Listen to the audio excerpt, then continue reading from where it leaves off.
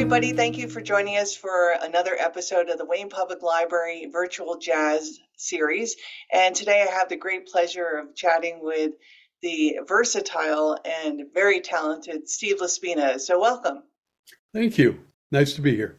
I'm thrilled that we could make this work. And as I've been preparing, it's funny, I see that there's serendipity seems to play as a theme through a lot of your career. And I'll point that out as we get to it. But let's just start with your beginnings. You're from a family of musicians, and I believe your father was a bassist, but your grandfather was also a musician? Yes, my grandfather and all my great uncles, everybody there. That when my dad was a teenager, he played in the family band. I had an uncle that played clarinet and arranged, and another one that played saxophone. My grandfather played trumpet.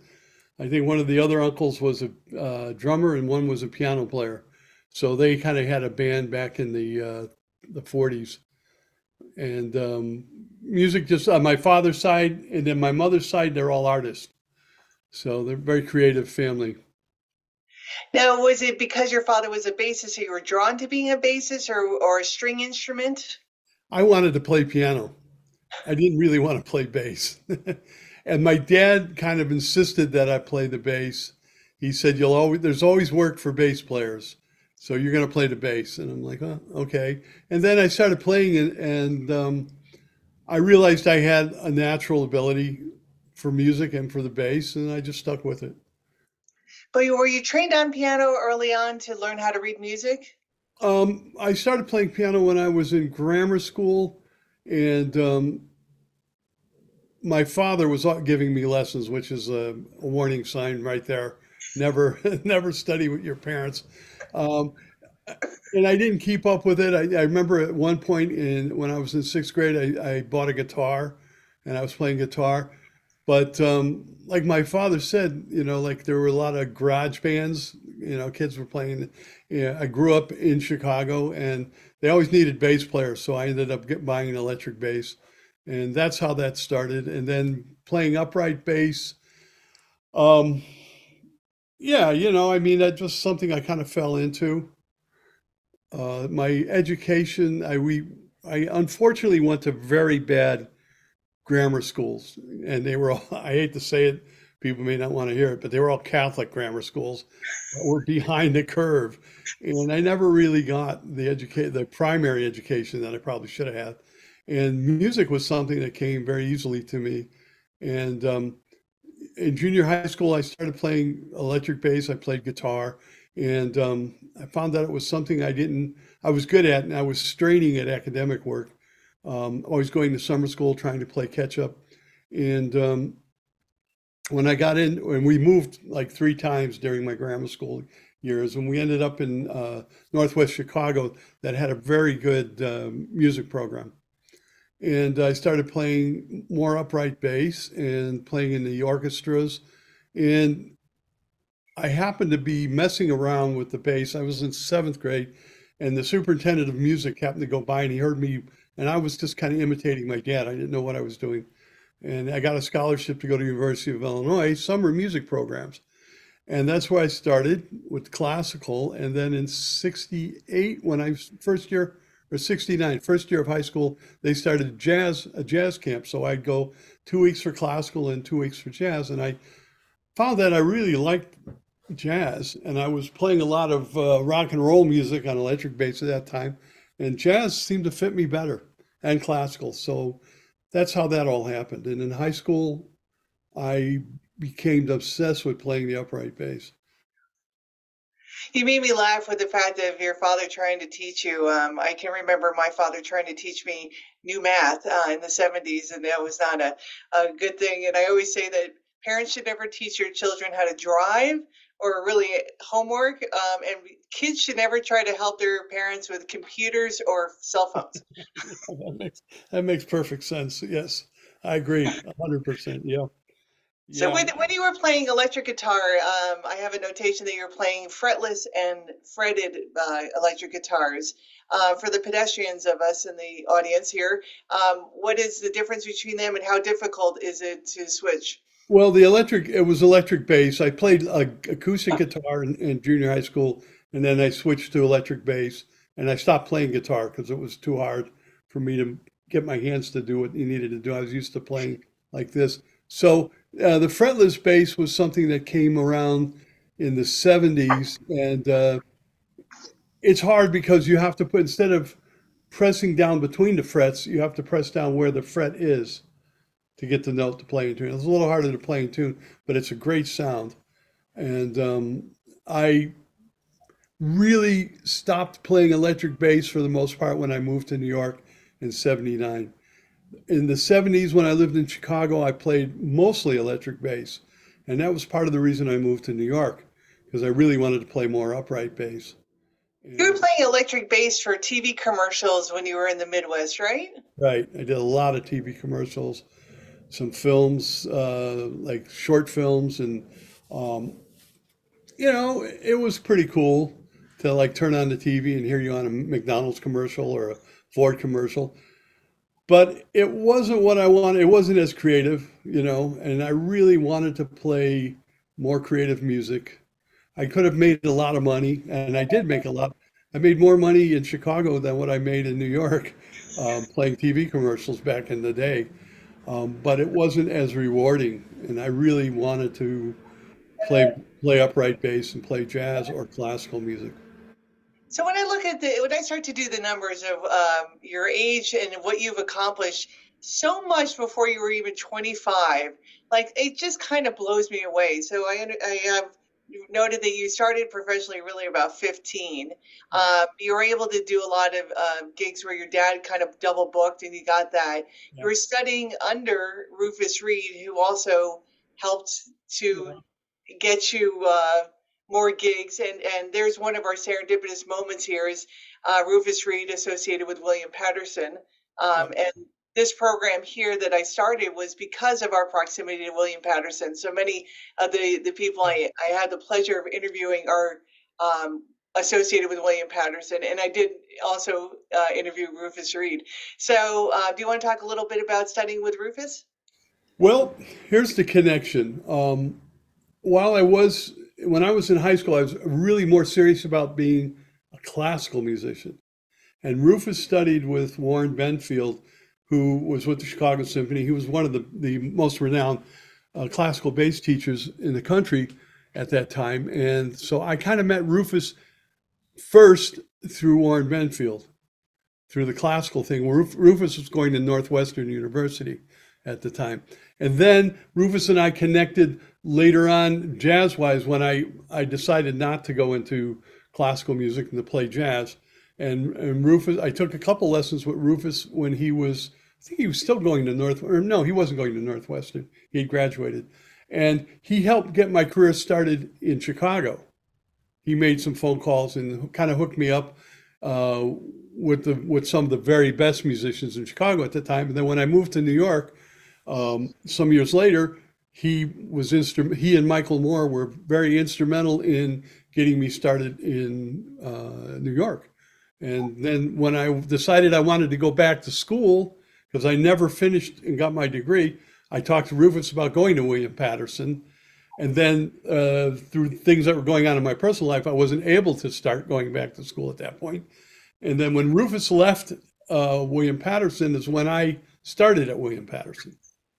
So yes, Rufus has been a mentor of mine since I was 15, and our lives have intersected. And I just recently got together with him, I think maybe in April, and because I wanted to adapt to the end pin that he uses. It's more of a classical method. I couldn't figure it out on my own, so I went over to his house, and it was like reconnecting all over again. After all these years, I was 15 years old again, and That's wonderful. and he is, always been an icon and a major influence in my life.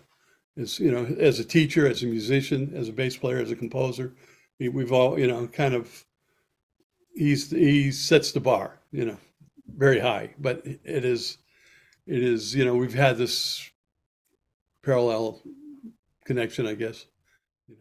So another area of serendipity. This is a great story, and I'm hoping you'll tell it. Is that um, in Chicago, you had decided you were talking to Barney Kessel, who took you to a breakfast with, it seems like, the Knights of the Round Table of Jazz, and about whether your decision to come to New York, making that decision, who then called you, and then the night that you moved, the who also called you to perform. Would you like to tell that?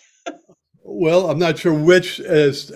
So I was working with Barney Kessel in Chicago at one of the, it was called Rick's Cafe American, and Ray Brown and the LA Four was playing at another club in Chicago.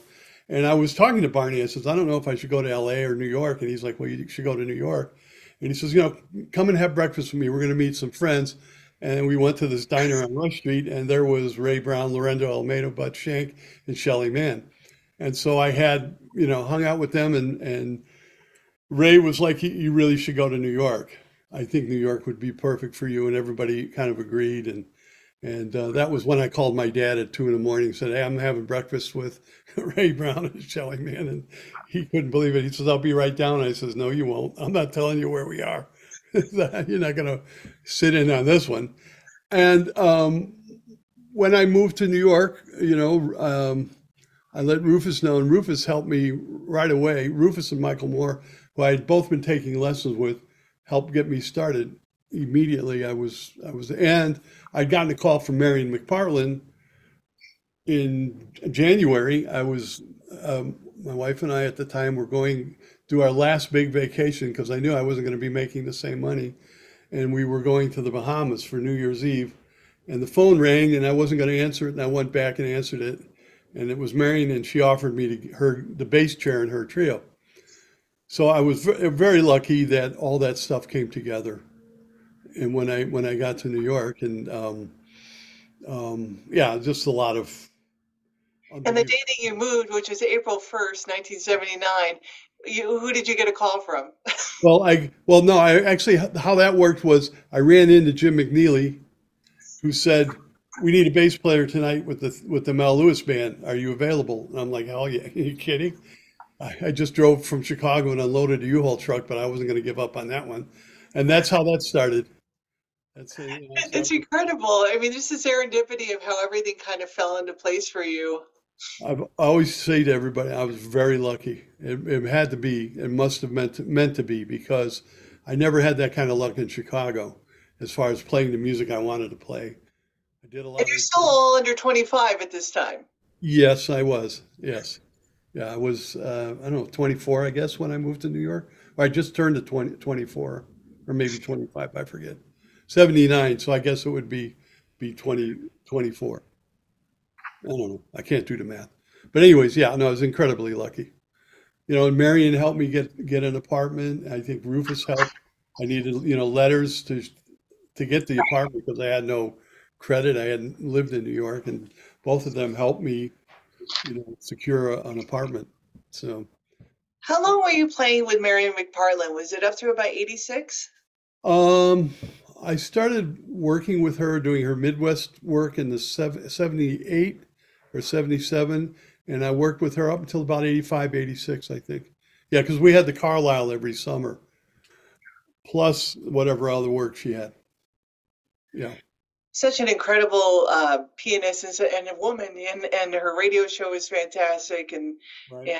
I'm such an admirer of hers. And I had the great opportunity to also interview Bill Crow, who for many years performed with her. Sure. I remember when we had just started the Carlisle job, and I think it was couple nights before we started, they had a big party for her for the opening of the NPR show had just started. So I mean, I thought that was pretty cool because Tommy Flanagan was there and all these great piano players, and yeah, it was a great time to be working with her. Plus, she was just so helpful. I mean, she she paid to have my piano shipped from Chicago to New York for me. Yeah, I mean, that's pretty outrageous, right? Everybody needs friends like that. I was like, again, I'm very thankful. I was very lucky, extremely lucky. So the bass that you're playing for jazz is I believe it's a French acoustic that's 170 years old or so. Yeah, oh, that was I no longer have that bass. That bass was destroyed thanks to Lufthansa in 2001, and it was rebuilt, but due to some of the tragedy in my life also happened in 2001. And when the base was rebuilt, it never felt the same to me. And it was actually painful. So I sold it, which I regret doing. I wish I'd kept it. But I know who has it. And each of the new owners have always contacted me. I found out one way or another. It's now in Omaha, Nebraska. So, you know, again, when you, they had to carve a whole new neck, and it takes a while for the wood to jive. And it was just when I picked it up and played it, it just reminded me too much of how my life had changed. And it was a very painful period. And I just couldn't keep it. So I let it go. And the bass I'm playing now is my dad's bass that he bought 2 years before I was born. So it's been in my family about 71, almost 72 years. So, That's wonderful.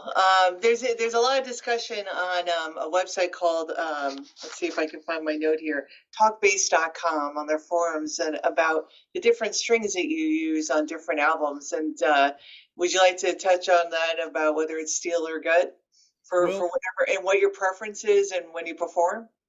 when I grew up listening to my father play, he played the strings that were made by Kaplan, and they were Red Ray, and they also made Golden Spiral. Golden Spiral was a string everybody used in the 60s. Uh, Steel strings really didn't come into prominence until the late 60s. And I grew up hearing the bass sounding that way from my dad. And when I was working with Marion, it didn't bother me so much to have steel strings. But when I was working with Jim Hall, it never felt dark enough, the sound. So I started playing the gut strings on my dad's bass. And in 70, oh no, 80, 87, 88 is when I got the French bass. I was able to, because basses are very expensive. And I got the bass and I just started playing the Golden Spiral strings again. And I put them on the bass and recorded the bass that I bought. I got the day before I did These Rooms record with Jim Hall with the new bass. And I used the Kaplan G&D string. And I had people calling me from all over the country and even Europe. What kind of strings were you using? And those were the strings, and they were fantastic. I absolutely loved playing them. But they had raised the price. So back in the 80s, late 80s, early 90s, the strings were $300 for two strings. So it was insanely expensive. And I was raising a family at the time, and I just couldn't afford it. So I had to go back to the steel. The steel were cheaper. And then they stopped making the strings. Somebody, Diodario bought the string company, and for some reason they stopped making them.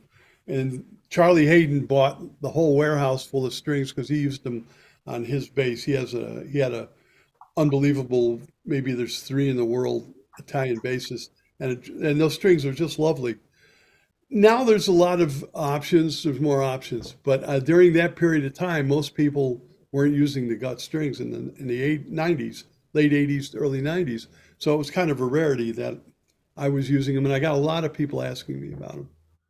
Yeah, there's quite a discussion about you on these forums. So Yeah, there's a couple of things there that, um, they don't understand what strings I was, they said it was a tinty sound. And this was also during a period when bass pickups were changing. They were very electronic sounding when they started out. Now they're very acoustic sounding. And recording engineers in the 80s didn't want to use mic, they wanted to use the pickup, which produced a crappy sound. Now everything's a la natural, everything's a microphone.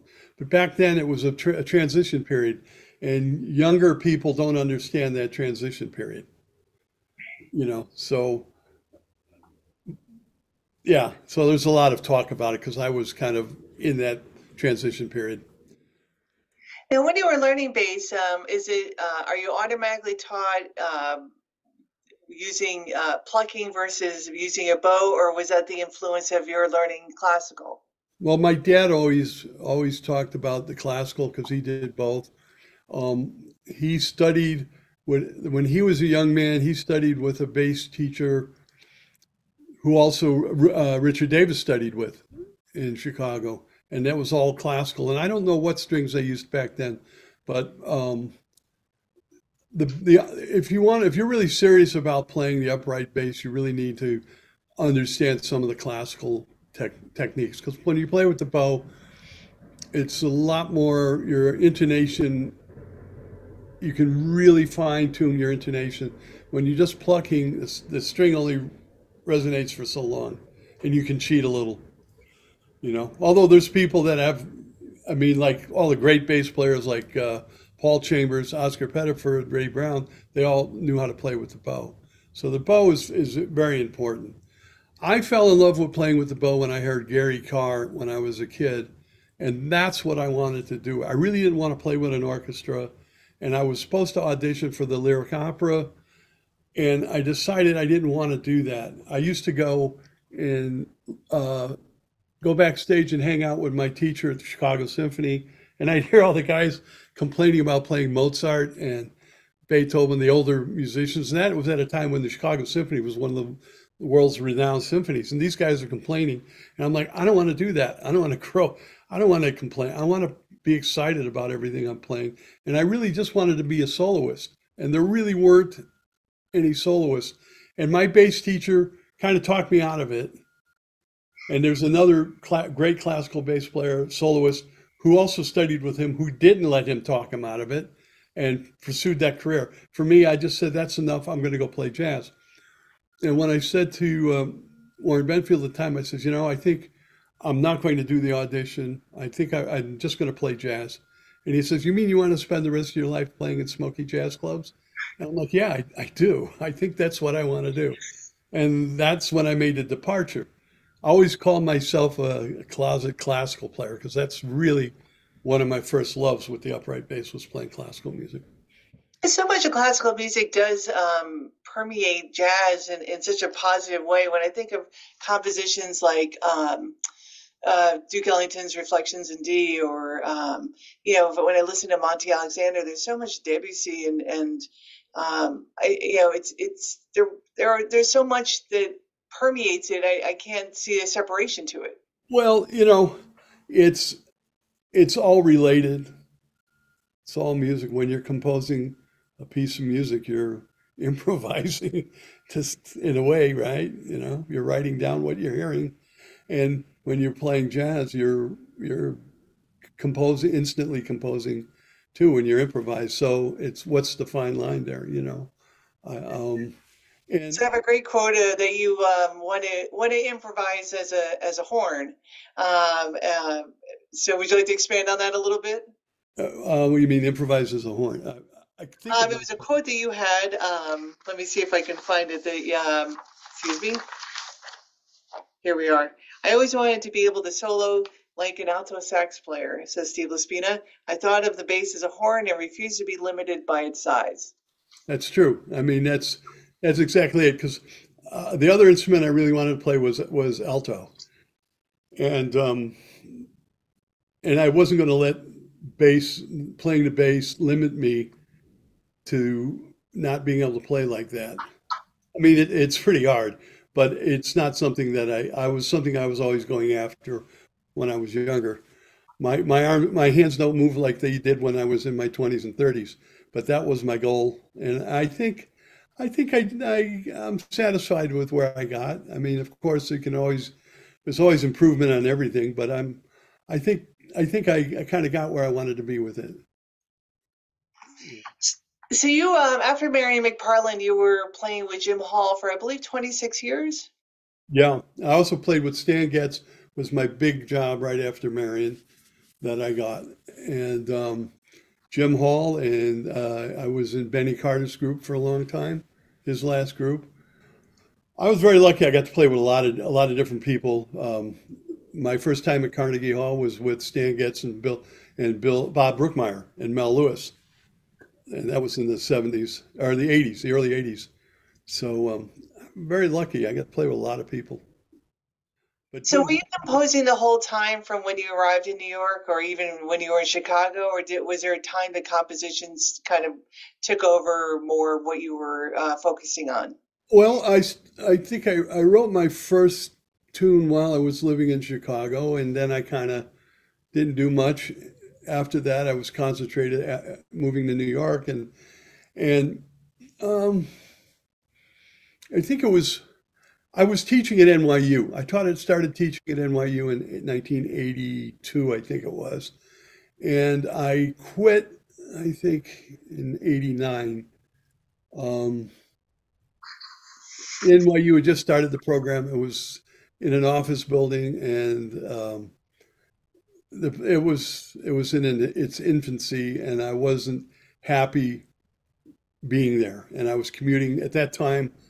I started my family, we lived in northeastern Pennsylvania, so I was commuting in, and I decided to quit because they were going to cut my hours, and there was all kinds of stuff that goes on, and I decided to study composition. And actually, truthfully, and not many people know this, but I had it was either me or my wife at the time had gone to a psychic that said he should be writing, and I'm like, well, I've always wanted to write. And I was during that period, I was reading books by the ton. When I'd go on the road, half my suitcase would be books because there was nothing else to do. And I really loved reading. And I didn't know, well, should I be a writer, or am I supposed to be composing music? And I kind of thought it was an interesting thing that they said. And then I a composer, moved close to where I was in Pennsylvania, and he was pretty hip. He understood all kinds of music.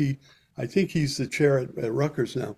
And I started taking lessons with him and started writing and studying scores. And Jim Hall was very much into Bartok and a lot of the contemporary composers. And we would actually listen to Bartok on the road and had books of scores and stuff. And I said, yeah, I'm going to do this. And I decided decided that I wanted to get my own record, do my own recording project. And back in those days, it was very difficult because, um, well, people didn't want to use you on a record if you didn't have a big name, and you couldn't get a big name if you weren't on some records. So it was kind of like I'm trying to figure out how to negotiate my way through that. And I had started writing some tunes, and I was studying with Bob Aldridge, um, and Fred Hirsch. I was good friends with Fred Hirsch at the time, and I told him that I was, trying to figure out how to weed my way through the record thing. And he said, well, let's see if you can get something as a co-op. And we did. I got a deal with Red Records in Italy to do, we did a co-op group with Fred Hirsch and Jeff Hirschfield and myself. And I named the group ETC. And we did a trio record, and it was a really great record. And then I had a deal with them to do four or five more. The second one was with Jerry Bergonzi, and that's when some of my compositions, I had three of my compositions recorded on that. And then with the help of a friend, I did a demo tape and submitted that to Steeplechase, and that's what started that ball rolling. And I just started writing music, and I was writing from the classical. I wrote some string quartets and some other different ensembles, and it was something that I've came relatively easy for me. And I'm like, well, I should be doing more of this. And, today I've got close to probably somewhere between 88 and 100 and something tunes recorded. And last year, they premiered a cello piece I wrote for cello and piano. And I have a bunch of other things, but it's like trying to get them played. You know, I wrote a bass quartet during the pandemic, which I recorded myself, all the different parts that kept me from going nuts during the pandemic. And I just did a course with Dr. Dempsey on composition with some of the jazz majors, and I teach a graduate class where I write music for them. So writing is a big part of my life, and it's something I really enjoy, and it's something that's kind of easy for me to do. you know. Well, that you're very blessed to have so many different talents, but also so many different passions, and to be not only adept but very talented at it. I hope so. I don't know. It's hard to self regulate or self observe. I don't know. I'm doing it for me. I'm not doing it for anything else, you know. And a lot of my compositions through the years on the different steeplechase records have to do a lot with what's going on in my life at the time. You know, it's therapy too. Well, I think with music, for myself, I play some instruments. I don't play very many well. I'm more of a music appreciator. I very much feel the music. In fact, I heard that there is a medical term for those who get goosebumps when listening to music. It's called frisson. Oh, Which I think is absolutely wonderful. So I have that, and not many people apparently have it. In the population, but I have found music for me to be something I go to when I'm happy, when I'm sad, when I'm angry, when I'm right. whatever the emotion. It feeds my soul and helps get me back to a place of balance. And I'm assuming that your compositions also help you in times of great happiness and great sorrow. Yes, I think so. I think so. You know, and I always say my drug of choice is Brazilian music when I need to feel better or feel good, you know. Instead of having a drink, I prefer to listen to Brazilian music because it takes me to the same place. Isn't I that right? agree, and yeah, it's amazing how I think art in general, whether you're a poet or a writer or a painter, it's important to do art for the sake of art because it's something that touches in deep within us. Because I'm a writer, and when you then choose to share that with the world, and you have the great uh, opportunity to then, in your case, perform it. I was very happy this summer when I got to hear you perform with the Steve LaSpina reunion, and boy, that was really something special. Oh, thank you. Yeah, it was really special for me too. And I have to say, it's one of the few, if not the only performances where I had it video, I had someone video it, and I can honestly say I'm happy with the whole thing. And I can never, not been able to say that about too many other performances. It was great to get together with the guys that I started recording with back in the 90s. And it also was an opportunity for me to go through, I went through all the music pretty much all the music I've written. And it was kind of like reliving my life in a lot of ways. And then to have the great opportunity to do it at William Patterson, which has been such an important part of my life for the last 24 years. Teaching there is, I say, has brought me as much joy as performing anywhere.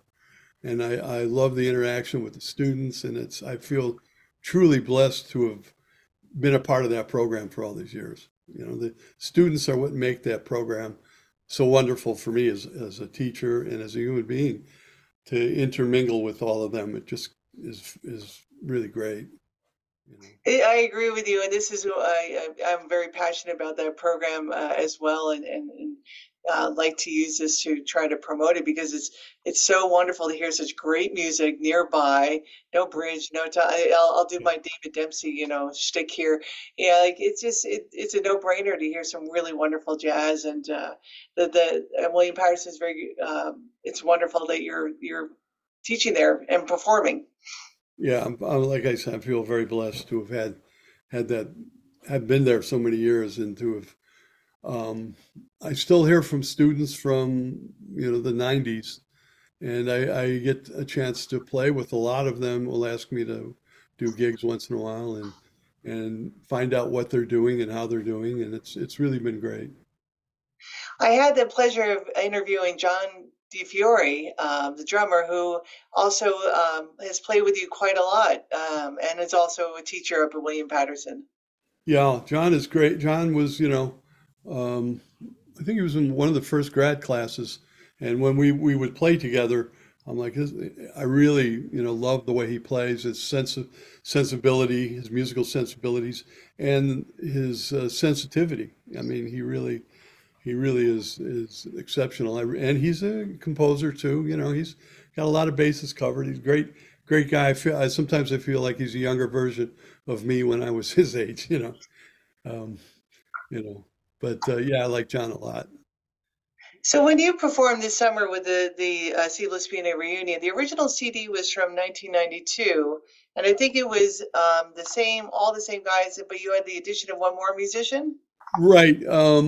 So Mark Copeland was on the first three recordings, and then Jim McNeely was on the fourth recording, and then I stopped using piano. I think I did one more recording with Gary Versace because he played organ as well, and I always wanted to do something with organ, and he's a phenomenal piano player. But Vic Juris basically took over like the harmonic stuff, and of course we lost Vic. Was it 2 years now? And that hard to replace that. So, but Dave, when I went to the non-piano format, I asked Dave Ballou to join us, and uh, Dave is an incredible musician, and he and Billy just have this thing that they do that they only do together. It's just incredible. So I was really happy. I would have liked to have had Vic there, but I was really happy that Dave was able to join us and that Mark was available because Mark has a ongoing career, keeps him very busy, as does Jeff and Billy. So it was really unbelievable that it all came together. We did a weekend at Smalls in June, and then we did this concert in July. So just to clarify, that's Dave Ballou on trumpet, right? Yes, Dave Ballou on trumpet, Billy Drews. Billy was in the group from the beginning, as was Mark and Jeff. Vic missed one date because his father passed away the night before the date, and Ben Monger was on that date who totally killed it. And that was the special recording because Fred Hirsch joined me on that one. So, yeah, I mean, I'm really lucky. A lot of recordings, a lot of good music. I also had the pleasure of seeing you perform again at William Patterson in 2015, where you also formed as a quartet, and it was your own compositions. Were there those from certain CDs that you at that time?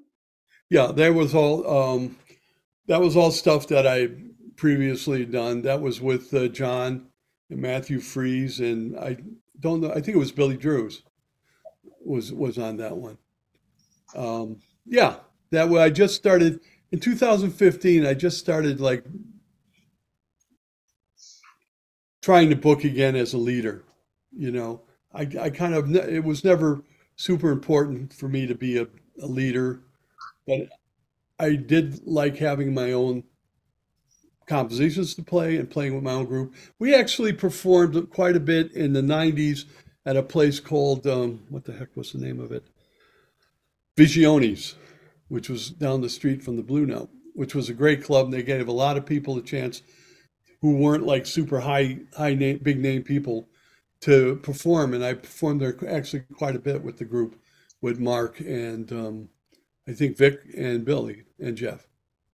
So, it's like been off and on, off and on. And then I also did a jazz room during the pandemic from my last recording for Steeplechase with Luis Perdomo and Eric McPherson and Joel Fromm. But that didn't get much notice because it was during the pandemic and they streamed it, but I don't think they put it up on YouTube.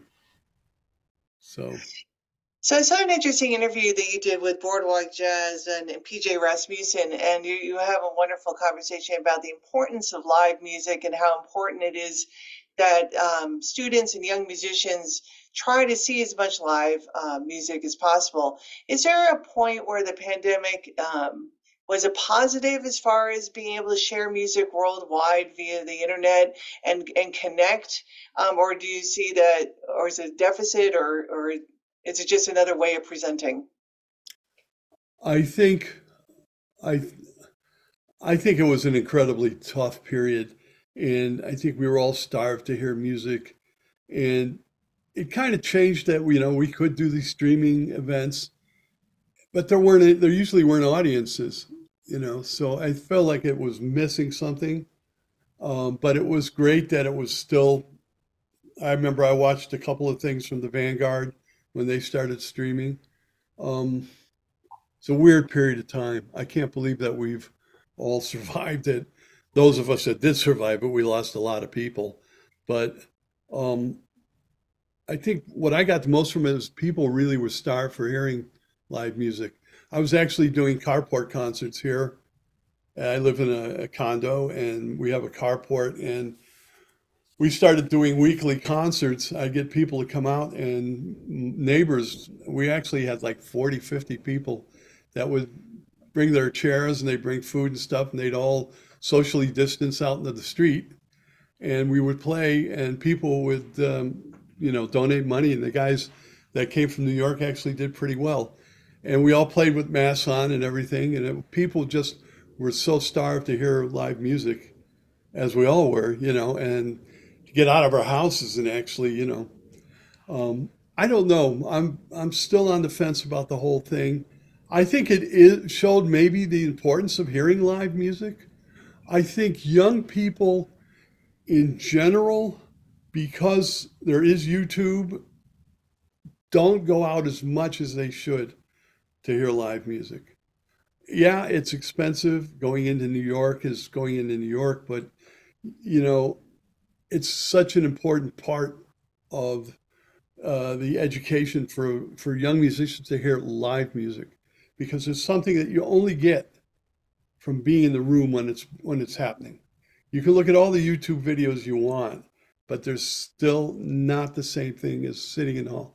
Be that classical music, jazz, contemporary, Britney Spears, whatever the hell it is. There's nothing like going in and hearing the live music. And I think a lot of young people aren't sure about that yet until they actually do it, you know.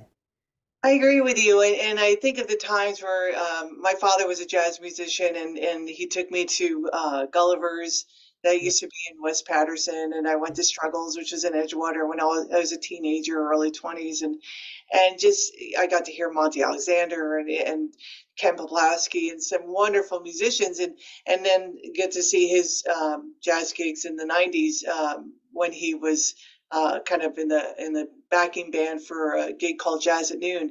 And you're right, there's that chemistry that you as a witness, as an audience member, I love it when I can see the chemistry and the what I'll call alchemy between the musicians, and then when it's translated to the audience, there's nothing better, there's nothing more powerful than being part of that, and the whole room takes on It's this energy. the whole gamut, Broadway, live theater, going to an art museum and actually seeing in the room, being in the room with that piece of art.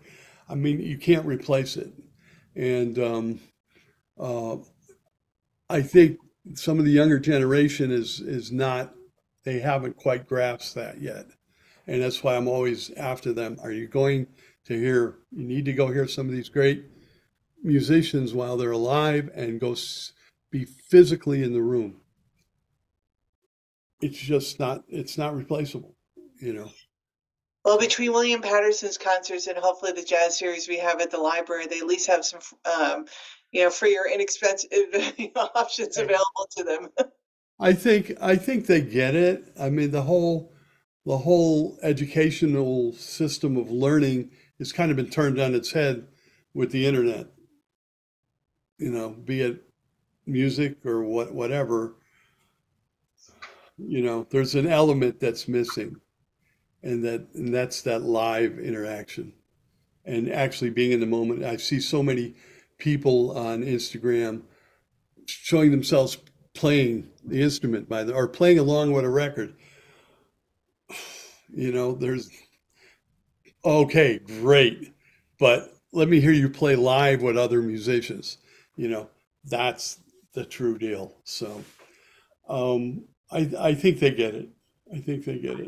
I hope they get it. If not, they will. So, one of the questions I want to ask you is, and I'm not sure how to phrase it, but is there a difference when you're playing your own compositions and what you are expect as a band leader than when you're playing in an ensemble, you're playing traditional or the songbook? I love playing the songbook. I love playing other people's compositions. but for when I get a chance to play my own, there's an extra layer there for me as a composer and as a band leader. And, um, you know, it's hard to explain. Got to do with feelings that, for me as the music that I've written. And like I said earlier, reliving what was going on in that period of time, and then getting a chance to communicate. I think it's so important to communicate with the audience. And I think some musicians don't understand that you're not just up there playing, you're communicating with the audience. I want the audience to feel what I'm feeling. I want them to be drawn into the music. And I get that when I'm playing with other people and playing their own compositions. I understand, because being a composer, I guess I understand that level of it. Um, it's different for everything. I was so blessed to spend so much time with Jim Hall, and I always felt like with Jim, we were communicating on that level. That it was more than just playing the tunes. It was more than just improvising. I felt like there was a chemistry amongst us, and we were telling a story, and communicating. It's really about communicating with people. I think you would also describe it as crossing boundaries and also the different genres of jazz that you can bring that all together. One Mhm. of the things that I enjoyed very much about your concert, the reunion in the summertime, I have to admit, I was raised on more swing and just traditional bebop, and I kind of stayed in that box. And what I really enjoyed about that concert with you is I just let go, and I just kind of closed my eyes and I listened and allowed your music to carry me where it was going to carry me, and allow those emotions to hit me when it was going to, and it felt very almost like a meditation. Like I felt myself going to a very relaxed place and just being able to enjoy it on a different level that I haven't enjoyed jazz, more traditional jazz. Does that make sense?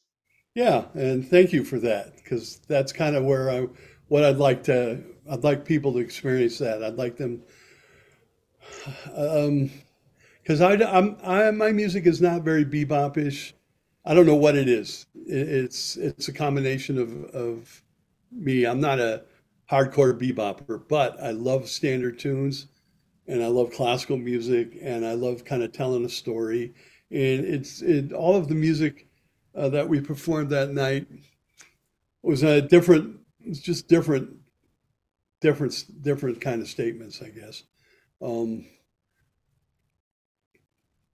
yeah, I mean, yeah, it was a good cross section. I really had a hard time trying to figure out what tunes to do, and I think we landed on a good cross section of different kinds of genres that we touched on.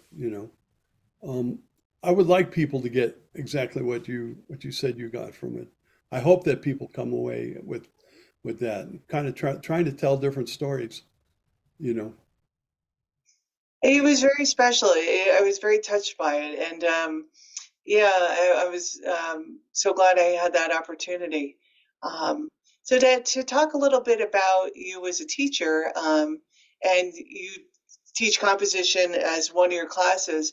I just had a notation that you encourage students to write in order to help their improvisation. You want to talk a little bit about that?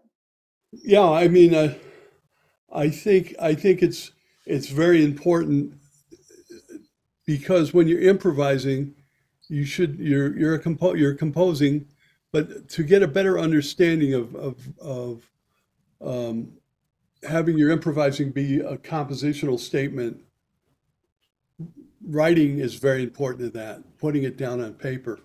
Um, and I like last year I led a composition ensemble, and it was phenomenal what the kids were coming up with. And I just think it's a way to work out, fine tune a lot of your improvisational skills. Um, I know for me, as like when I listen to some of the really early things that I've written, I was working on understanding certain kinds of harmony better, you know. Um, I've learned so much about writing, understanding what I'm hearing rhythmically and being able to write it down without having to think so much about it. Because so much of what I'm pretty much self-taught. When I was going to college, there were no jazz courses, and I even got kicked out of one school. I didn't get kicked out, but they wouldn't give me I'd won the string scholarship, and they wouldn't give me the money unless if I stopped playing jazz gigs at night, and I quit.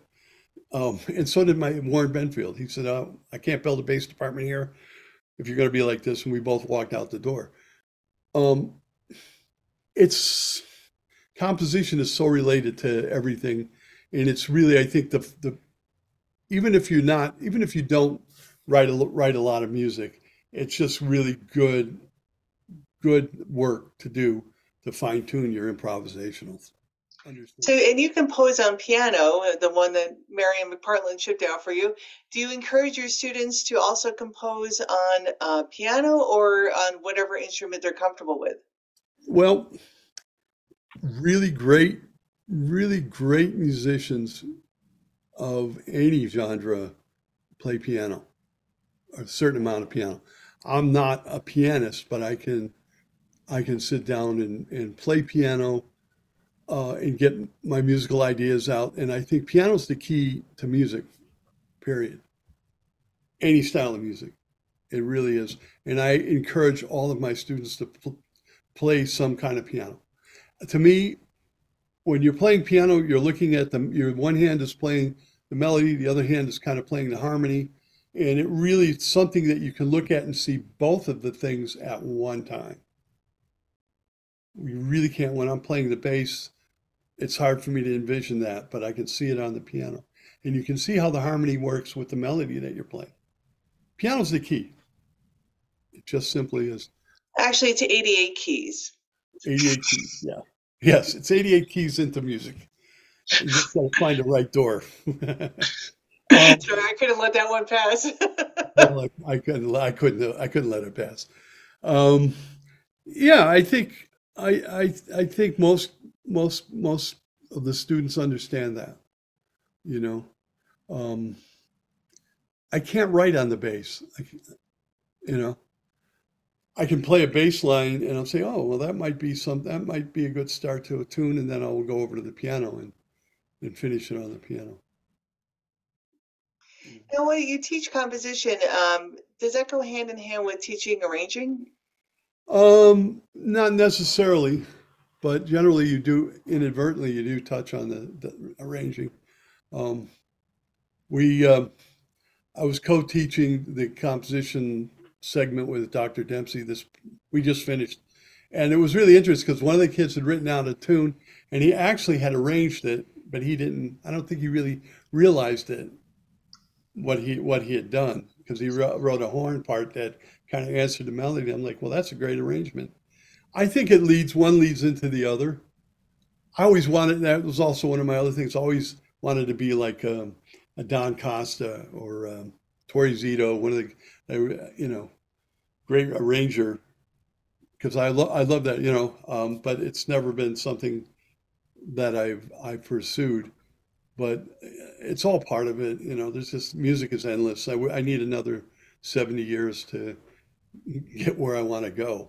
It's just too much. And when you're putting together a tune, even if it's just a jazz tune like the stuff we did at the concert, there's a certain element of arranging, and then there's a certain element of arranging that happens on the spot between Billy Drews and Dave Ballou, where I don't, and one of the tunes that I wrote that was kind of more of a pop kind of tune, they came up with different background parts and I'm like, wow, that's great. I should write that down, you know.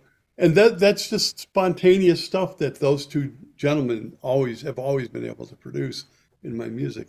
So yeah, arranging is an addition to composing.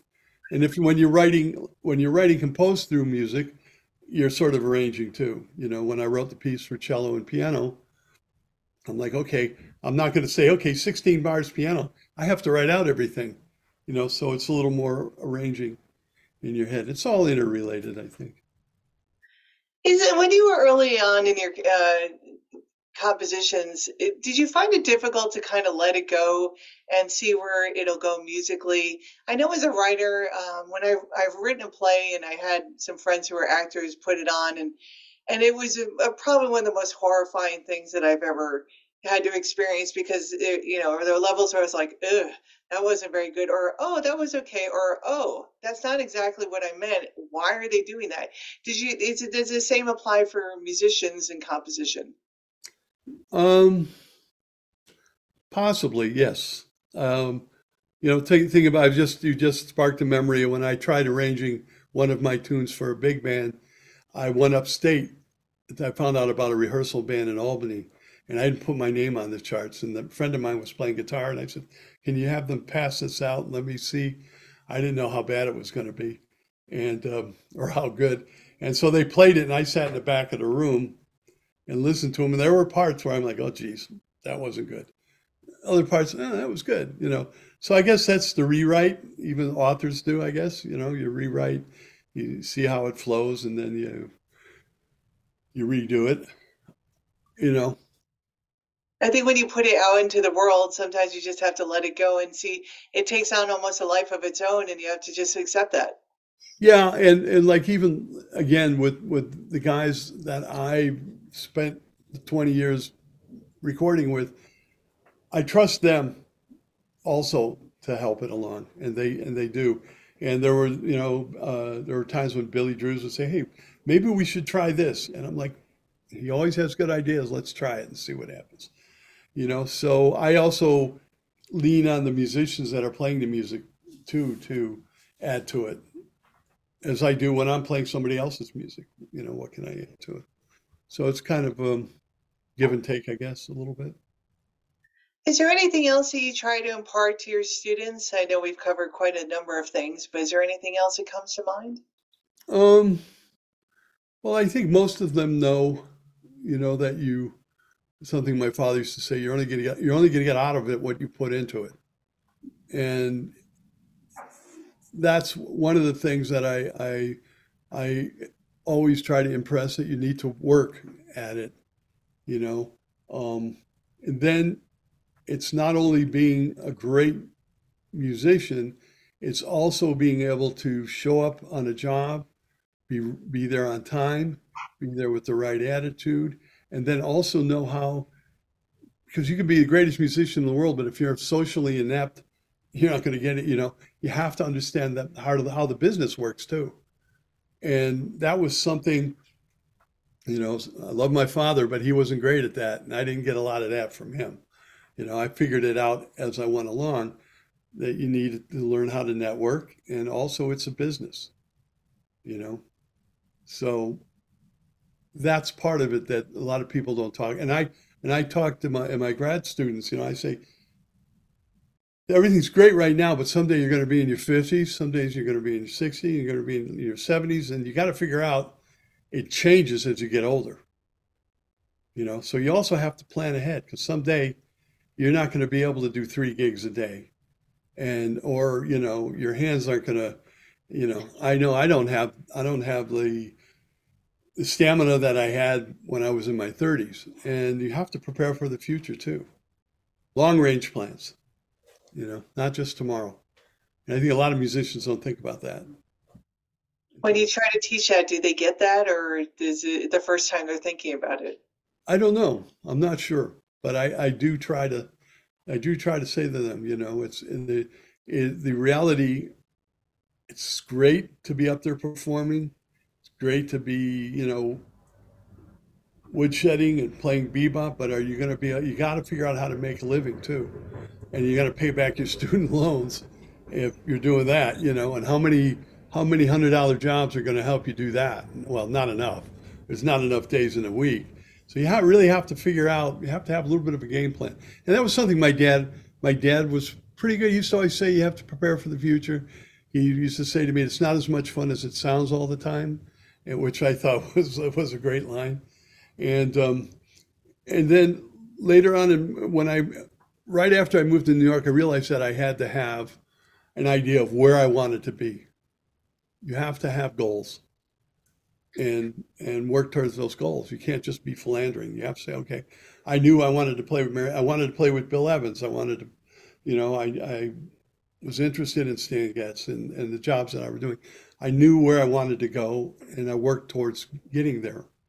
I wasn't always successful, but you learn from your mistakes. And it's a business. It's not just having fun.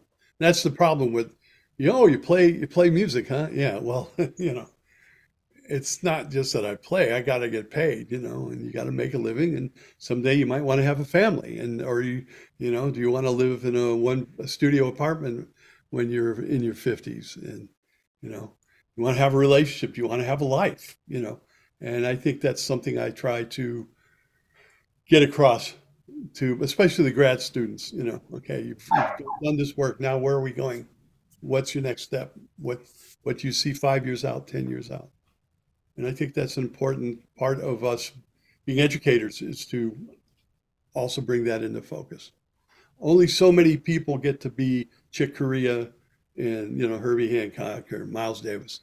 So the rest of us, we have to figure out what are we doing and where we're going. And I have to say, I've run into students from 20 years ago that are out there doing it, or they're doing some form of it, but they've seemed to have built a life around the music. If they're not performing music full time, they're doing something in relation and still playing, and that's really important. So you mentioned your goals earlier. What are the goals that you have now? Is there any specific musicians you'd like to play with? Is there more composition, more gigs you'd like to play? I'm looking forward to slowing down and doing more writing. I have a book, bass book, that I've been working on for 20 years that sits on my piano in the back, of a stack of music that I'd like to get to. And I don't really want to go on the road anymore. I have a grandson now. I'd like to spend time with him, and family, and play the best jobs I can play. And I think about um, becoming more of a better pianist and playing more classical music. And continuing with teaching, I'm hoping. Continue with teaching, yes. Yes, of course. I don't ever want to stop, although I'm sure someday I will. But yeah, I think, the teaching thing, just to go harken back onto that, when I was in Chicago, when Rufus left, there really wasn't a bass teacher, and I kind of picked that up and I started teaching. I've actually given lessons here to some people that studied with me in Chicago that live here now that are my age. Um, and I've always taught. I started at NYU in 81 or 82. So I've always been teaching. And the reason I've always been teaching, I think, is because I was so fortunate to have so many great teachers early on, with Rufus, Warren Benfield, Michael Moore, uh, and like my composition teacher, Bob Aldridge. And I think I I want to pass that along. I think that's an important thing to pass along. And I'm hoping that I can always do that on some level. Well, that's wonderful. And I've really enjoyed talking to you today, and I appreciate your taking the time. Is there anything else you'd like to add? No, I don't know. I want to thank you for having me on and giving me this opportunity. Of course, it was great to talk with you. And I generally don't like hearing myself talk, but you know, that's just like the only thing worse than hearing myself play is seeing myself play. So it's just kind of general neurotic tendencies that I have. But thank you so much for asking me to do this. It was a Well, pleasure. thank you very much, and I look forward to hearing you play more up at William Patterson if that opportunity presents itself, and I hope our paths cross many times. Me too, Patty. Thank you.